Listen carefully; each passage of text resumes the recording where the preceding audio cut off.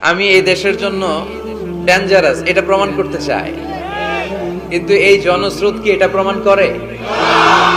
আজকে বিরিয়ানির প্যাকেট আছে, এখানে নগদ টাকা দেয়া হবে, তাহলে এত লোক কেন?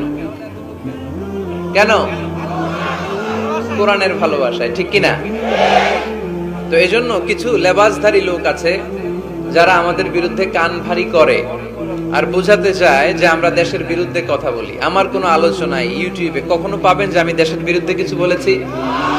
আমি তো দেশের তরুণ প্রজন্মকে মোটিভেট করি, তাদেরকে ইন্সপায়ার করি। আমি লক্ষ্মীপুরে গত পরশু কথা বলেছিলাম নিজের পায়ে দাঁড়াও, পরিশ্রম করো, তোমার যে পরিশ্রমের ঘাম ঝরবে ওই পরিশ্রমের ঘামের লোনা পানিতে জন্ম নিবে সফলতার বীজ। নিজের পায়ে দাঁড়াও, এন্টারপ্রেনার হও, উদ্যোগী হও, দেশের চাকাকে, অর্থনীতির চাকাকে ঘুরাও।